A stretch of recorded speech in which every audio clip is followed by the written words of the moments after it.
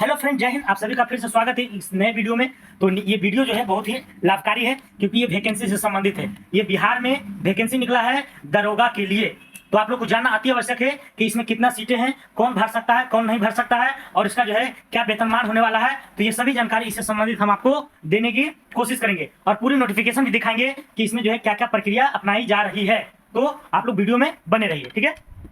तो जैसा कि पता है कि आपको दरोगा का ये जो मध्य निषेध दरोगा और फायर का देख सकते हैं यहाँ पे कि sub inspector SI प्रोहिबिटेशन, sub inspector SI प्रोहिबिटेशन मतलब मध्य निषेध जो दरोगा होता है उसकी कुल पोस्ट 11 है। टोटल कितनी है? 11 है। और उसी में एक और निकला है sub divisional fire station officer, मतलब अग्निशामक जो है एक डिवीजन वाइज रहेगा, अनुमंडल वाइज एक स्टेशन ऑफिसर रहेगा, उसकी बहाली होने जा रही है। तो इसका सीट अगर बात किया जाए तो 53 हो जाएगी। कितनी हो जाएगी?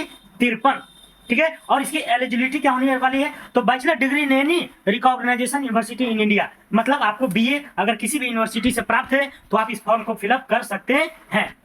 तो चलते हैं आगे। आप क्या कर रहा है, इसकी जो आवेदन की शुरुआत है मैं बताना चाहूंगा कि इसकी आवेदन की शुरुआत,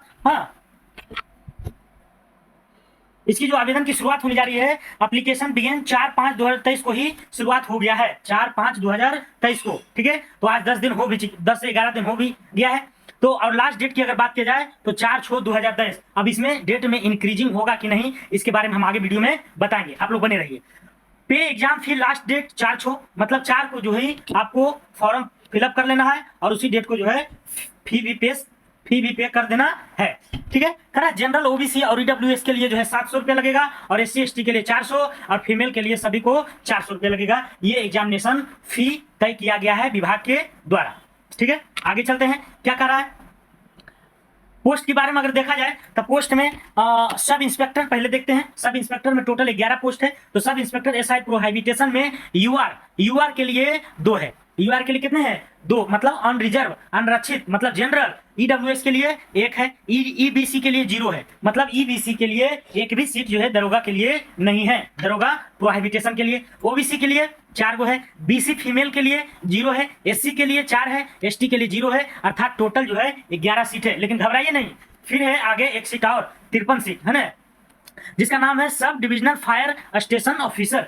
sub divisional fire station officer, इसमें यूआर का देखा जाए तो 18 है। ईडब्ल्यूएस में 5 है ना, इकोनॉमिकल वीकर है ना सेक्शन। ईबीसी के लिए देखा जाए तो 11 है। तो ईबीसी को इसमें है जबकि दरोगा वाला में 0 है। तो ईबीसी का इसमें जो है अपॉर्चुनिटी है 11 सीट में। तो ये तो इससे भी बढ़िया है। आप जो है क्या बनिएगा? तो sub divisional fire station officer, एक अनुमंडल का जो है फायर स्टेशन आप रहिएगा, ठीक है। तो काफी जो है अच्छा पोस्ट है ये sub divisional fire station officer. तो आप लोग चुकिए नहीं, है ना, इसको भरिएगा, ठीक है। आगे देखते हैं, करा इसकी कुछ अर्हताएं दिया गया है, उसके बारे में हम लोग देखते हैं कि क्या है। करा हाइट की अगर बात किया जाए तो जनरल और ओबीसी के लिए 165 सेंटीमीटर होनी चाहिए। अदर के लिए अगर देखा जाए तो 160 सेंटीमीटर, मतलब जनरल और ओबीसी के 165 है और उसको छोड़ दिया जाए तो अदर के लिए 160 सेंटीमीटर मात्र होना चाहिए आपको sub divisional station fire officer के लिए और दरोगा प्रोहिबिटेशन के लिए। चेस्ट की अगर बात कर, उसी में जनरल ओबीसी अगर फीमेल की बात किया जाए तो फीमेल में सबको 155 होगा। फीमेल जितना भी है चाहे कोई भी कैटेगरी हो उसके लिए 155 सेंटीमीटर होना आवश्यक है, ठीक है। अब चेस्ट की अगर बात करते हैं तो 81 से 86 होगा जनरल से ओबीसी, जनरल ओबीसी। और अदर के लिए अगर देखा जाए तो 79 से 84, 79 से 84 जो है अदर। तो चेस्ट की बात यहाँ होगी 81 से 86 जनरल ओबीसी वालों के लिए और बाकी जितने भी बचे हैं कास्ट 79 से 84 सेंटीमीटर लगेगी। अब रनिंग की अगर बात किया जाए तो रनिंग सबसे बड़ा इंपॉर्टेंट पॉइंट होता है 1.6 किलोमीटर, मतलब 1600 मीटर आपको 6.5 मिनट में दौड़ना है, 6.5 मिनट में। तो काफी अच्छा जो है समय दिया गया है। 1600 पहले दिया जाता था 6 मिनट, लेकिन अब इसको 30 सेकंड बढ़ा दिया गया है। तो 6.5 मिनट में आप जो है 1600 मीटर दौड़ जाइएगा आराम से अगर आपका प्रैक्टिस अच्छा रहा तो। और 1 किलोमीटर इन 6 मिनट। और लड़कियों के लिए अगर बात किया जाए तो 1 किलोमीटर दौड़ जाएगा कितना मिनट में? 6 मिनट में, है ना। मात्र 1 किलोमीटर कितने मिनट में? तो 6 मिनट में। अगला हाई जंप की अगर बात किया जाए तो 4 फीट है लड़कों के लिए, है ना, चाहे कोई भी कैटेगरी हो 4 फीट आपको कूदना पड़ेगा, ठीक है। और लड़की के लिए 3 फीट, लड़की कितना? तो 3 फीट। लॉन्ग जंप की बात किया जाए तो 12 फीट लड़कों के लिए चाहे कोई भी कैटेगरी हो और 9 फीट लड़कियों के लिए, ठीक है। गोला फेंक की अगर बात की जाए तो गोला जैसा कि पता है आपको कि 16 पाउंड के रहता है। 16 पाउंड मतलब लगभग 7-7.5 किलो के जो है हो जाता है। तो करा गोला फेंक 16 पाउंड का रहेगा, है ना। और उसे जो है 16 पाउंड को जो है क्या करना है? 16 फीट फेंकना है, 16 पाउंड थ्रू 16 फीट, है ना। कितना फीट फेंकना है? तो 16 फीट आपको फेंकना है। लेकिन लड़कियों को कम किया गया है, 12 पाउंड 10 फीट फेंकना है, 12 पाउंड 10 फीट मात्र फेंक करके दरोगा बन जाना है। आगे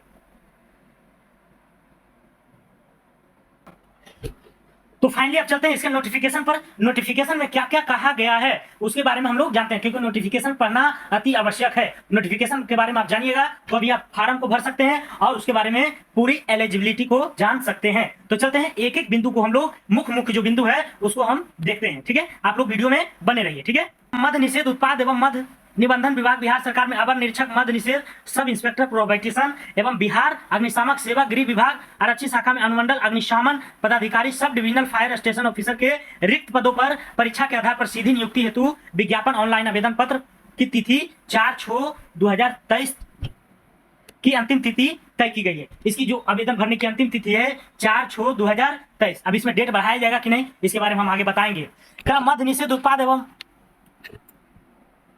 निषेध उत्पाद एवं निबंधन विभाग बिहार सरकार एवं बिहार अग्निशमन सेवा गृह विभाग आरक्षी विभिन्न पदों की रिक्तियों की संख्या निम्न प्रकार है। तो रिक्तियां मैंने बता दिया है ना। इसका जो वेतन मान रहेगा लेवल 6 रहेगा, लेवल 6 रहेगा। तो लेवल 6 क्या होता है इसके बारे में अगर वीडियो आप चाहते हैं तो कमेंट करके जरूर बताइएगा, ठीक है। आगे चलते हैं। अगला है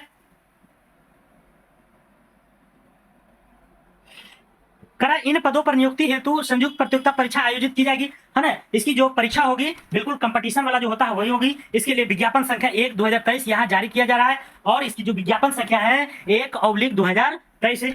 ऑनलाइन आवेदन की भरने की प्रक्रिया जो है 4/5 से शुरू हो चुकी है और ये जो है 4/6 तक चलेगी, मतलब 1 महीना आपको समय दिया गया है, ठीक है। तो और कुछ इंपोर्टेंट बिंदु पर चलते हैं।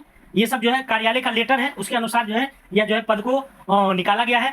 तो आवेदन के लिए पात्रता ये सबसे इंपॉर्टेंट है। आवेदन के लिए पात्रता क्या होनी चाहिए? पात्रता मतलब पढ़ा लिखा कितना होना चाहिए, तो और क्या क्या अर्हता होनी चाहिए उसके बारे में देखेंगे। तो 4.1 में क्या कर रहा है कि भारतीय नागरिक होना अनिवार्य है। सबसे पहले भारतीय नागरिक हो, पुरुष हो या महिला एवं थर्ड जेंडर आवेदन कर सकते हैं। इसमें जो आवेदन करने वाली है 3 पार्टी है, पुरुष है, महिला है और जेंडर भी। कितना? जेंडर भी। अगला 4.2 में कहा कि अभ्यर्थियों की शैक्षणिक योग्यता दिनांक 1/1/23 तक किसी मान्यता प्राप्त विश्वविद्यालय से स्नातक परीक्षा या राज्य सरकार द्वारा मान्यता समकक्ष परीक्षा उत्तीर्ण होना चाहिए। अभ्यर्थियों के लिए शैक्षणिक योग्यता की अगर बात की जाए तो 1/1/2023 तक 1/1/2023 तक किसी मान्यता प्राप्त विश्वविद्यालय से आपको स्नातक उत्तीर्ण होना चाहिए। अगला कह रहा है उम्र सीमा की गणना। उम्र सीमा की गणना भी अगर देखा जाए तो आपको जो है अगला 4.4 में क्या कर रहा है कि अभ्यर्थियों की उम्र दिनांक 1/1/23 के मैट्रिक अथवा समकक्ष प्रमाण पत्र के अनुसार निम्नलिखित होगी।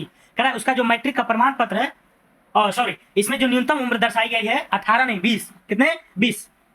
कह रहा अनारक्षित सामान्य कोटि के पुरुषों के लिए न्यूनतम उम्र 20 वर्ष है और अधिकतम 37 वर्ष है तथा महिलाओं के लिए 20 वर्ष और अधिकतम उम्र 40 वर्ष। कह रहा अनारक्षित मतलब रिजर्व सॉरी जो जनरल कोटा से है उनको 20 वर्ष न्यूनतम होना चाहिए 1/1/2023 तक।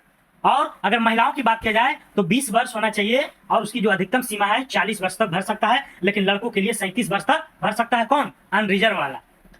अगला करा पिछड़ा वर्ग एवं अत्यंत पिछड़ा वर्ग के पुरुषों एवं महिलाओं के लिए न्यूनतम उम्र 20 वर्ष से एकदम अधिकतम 40 होना चाहिए। पिछड़ा वर्ग और अत्यंत पिछड़ा वर्ग वाले पुरुष के लिए कितना होना चाहिए? तो 20 से लेकर के 40 तक भर सकता है, 20 से लेकर के 40 वर्षों तक भर सकता है और महिलाओं के लिए भी 20 से 40 तक। अगला कर अनुसूचित जाति और जनजाति के लिए महिलाओं एवं थर्ड जेंडर अभ्यर्थियों की न्यूनतम उम्र 20 वर्ष और अधिकतम 42 वर्ष। करे देखिए इसमें 2 वर्ष बढ़ा दिया है। किसमें? तो एससी और एसटी तथा थर्ड जेंडर के रूप में। अगला कर बिहार के ऐसे सरकारी सेवकों की उच्चतर वेतनमान की सेवा संवर्ग में जाने के लिए प्रतियोगिता परीक्षा में भाग लेने हेतु तो अधिकतम आयु सीमा 5 वर्ष होगी, है ना। कितनी होगी? 5 वर्ष। करा ये मुख्य इंपोर्टेंट जो नौकरी अभी कर रहे हैं उनके लिए ये बेस्ट इंपोर्टेंट पॉइंट है। करा बिहार के वैसे सरकारी सेवक कि उच्चतर वेतनमान की सेवा संवर्ग में जाने के लिए प्रतियोगिता परीक्षा में भाग लेने हेतु अधिकतम आयु कितनी होनी चाहिए? अधिकतम आयु सीमा में 5 वर्ष की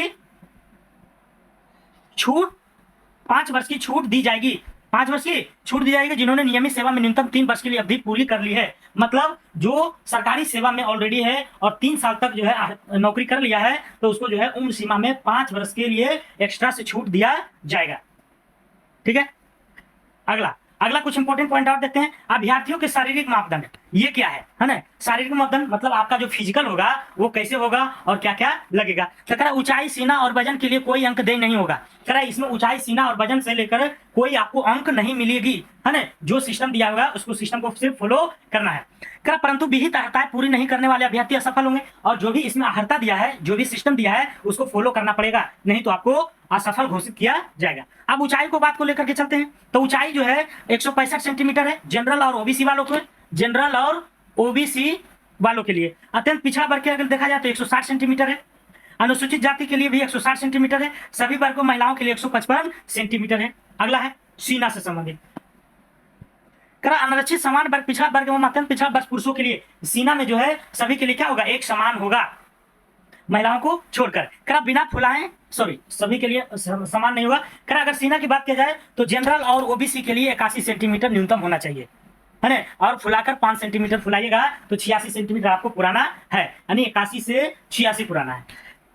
और वही अगर देखा जाए तो ये जो 81 से 86 बताया गया है ये जनरल के लिए, पिछड़ा वर्ग एवं अत्यंत पिछड़ा वर्ग के पुरुषों के लिए यह जो है किया गया है। फुलाने के बाद अगर देखा, फुलाने के सीना में कम से कम 5 सेंटीमीटर अंतर होना चाहिए, और जितना नापा है तो फुलाने के बाद कितना अंतर होना चाहिए, 5 सेंटीमीटर आपको अंतर आना चाहिए, मतलब 5 सेंटीमीटर फुलाना है सीधा। अनुसूचित जाति और जनजाति के लिए क्या किया गया है, तो बिना फुलाए 79 सेंटीमीटर, अब फुलाकर 84, इसमें भी 5 सेंटीमीटर फुलाना है। फुलाने के बाद जो है कम से कम 5 सेंटीमीटर अंतर होना चाहिए। महिलाओं के लिए सीना की मापी नहीं होगी, ठीक है। वजन देखते हैं। सभी वर्गों को महिलाओं के लिए न्यूनतम वजन 48 किलोग्राम है। अगर महिला की बात किया जाए तो वजन कितना होना चाहिए, 48 किलोग्राम, ठीक है। देखते हैं आगे कुछ और पॉइंट है, ये नियुक्ति की प्रक्रिया है, तो आगे देखते हैं।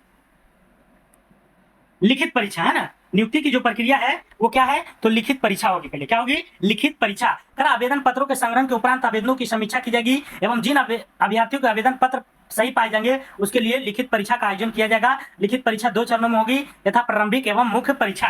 पहले प्रारंभिक होगा, पीटी होगा, उसके बाद मेंस होगा। लिखित परीक्षा के सभी पत्र बहुविकल्पी होंगे, और जितने भी परीक्षा होंगे, चाहे पीटी हो चाहे मेंस हो, वो ऑब्जेक्टिव टाइप का होगा। तो ये काफी जो है अच्छा पॉइंट है। प्रथम चरण क्या होगा, तो प्रथम चरण में जो है 200 अंकों का एक पत्र होगा जिसमें प्रश्नों की कुल संख्या 100 होगी।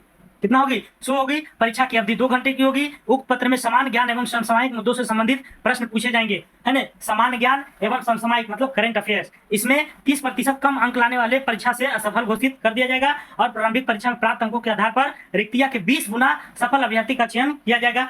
जब पीटी का परीक्षा दीजिएगा तो उसका जो है जितना भी सीट है उसका 20 गुना रिजल्ट दिया जाएगा, ये कह रहा है। द्वितीय चरण में क्या होगा, तो मुख्य परीक्षा होगी। प्रारंभिक परीक्षा में सफल अभ्यर्थी इसमें बैठेंगे और सम्मिलित होने का अवसर प्रदान किया जाएगा। मुख्य परीक्षा में 2 पत्र होंगे, एक हिंदी का होगा और एक समान ज्ञान का होगा, मैथ का होगा। तो कह प्रश्न पत्र 200 अंक का समान हिंदी का 2 अंकों का होगा, जिसमें 100 अंक प्रश्न होंगे और न्यूनतम अर्हतांक 30% होगा। मतलब उसमें जो है न्यूनतम आप 30% अंक ला करके क्वालिफाई कर सकते हैं, अन्यथा इन्हें आयोग घोषित कर दिया जाएगा। 30% नहीं लगेगा तो असफल। समान हिंदी पत्र का प्राप्तांक मेधा निर्धारण में नहीं जोड़ा जाएगा, और जब आपकी मेरिट बनेगी तो उसमें इसका अंक नहीं जुटेगा। किसका, हिंदी का।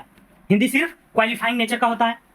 खा नंबर क्या करा है, द्वितीय पत्र समान अध्ययन, समान विज्ञान, नागरिक शास्त्र, भारतीय इतिहास, भारतीय भूगोल, गणित, मानसिक योग्यता जांच से संबंधित होगा। द्वितीय पत्र का पूर्णांक 200 अंक होगा, जिसमें प्रश्नों की कुल संख्या 100 होगी एवं परीक्षा की अवधि 2 घंटों की होगी। दोनों चरणों की परीक्षा में प्रत्येक गलत उत्तर के लिए 0.2 अंक काट लिया जाएगा। ये बहुत इंपॉर्टेंट पॉइंट है। कितना काटेगा, तो 0.2, मतलब आप अगर 5 को गलती करते हैं तो आपका एक क्वेश्चन चला जाता है, मतलब 5 आए 6 को चला गया, ठीक है। मतलब 5 गलती अगर करिएगा तो 1 का पूरी नंबर काट लिया जाएगा। अगला क्या कर रहा है, मुख्य लिखित परीक्षा के आधार पर रिक्तियों के 6 गुना अभ्यर्थियों का चयन कटिवार मेघानुसार शारीरिक दक्षता परीक्षा के लिए किया जाएगा। मतलब इसमें 6 गुना जो है लिया जाएगा दौड़ के लिए, है ना, और उसमें फिर दौड़ में छटेगा। अभ्यर्थियों के शारीरिक दक्षता परीक्षा में मात्र उत्तीर्ण होना आवश्यक होगा, है ना, और दक्षता जो उसकी होगी शरीर की उसमें सिर्फ उत्तीर्ण है, ठीक है। तृतीय चरण में क्या होगा, तो तृतीय चरण में निम्नलिखित शारीरिक योग्यता दक्षता परीक्षा में अर्थात मेडिकल वगैरह होगा, ठीक है। अगला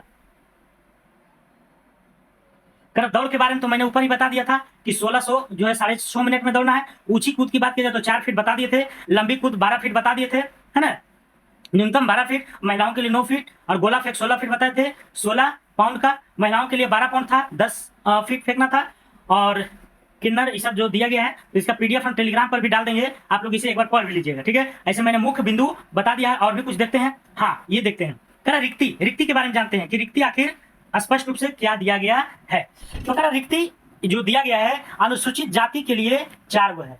कौन? तो ये जो सबसे पहले ये 11 पद के लिए अनुसूचित जाति मतलब एससी के लिए 4 गो है, और अनुसूचित जाति महिला के लिए नहीं है, अनुसूचित जनजाति के लिए भी नहीं है, अनुसूचित जनजाति महिला के लिए भी नहीं है, अत्यंत पिछड़ा के लिए भी नहीं है, अत्यंत पिछड़ा वर्ग महिला के लिए नहीं है, और पिछड़ा वर्ग के लिए 4 सीट दिया गया है। पिछड़ा वर्ग महिला देखा जाए तो नहीं है, पिछड़े वर्ग की महिला नहीं है, ठीक है। आगे क्या है? तो अनारक्षित महिला एगो है, अनारक्षित में एगो है, आर्थिक रूप से कमजोर ईडब्ल्यूएस एगो है, आर्थिक रूप से कमजोर महिला में 0 है ना, अर्थात ये नहीं है। तो कुल जो है 11 सीटों का ये जो है विश्लेषण था। आप देखते हैं 54 सीट वाला, है ना।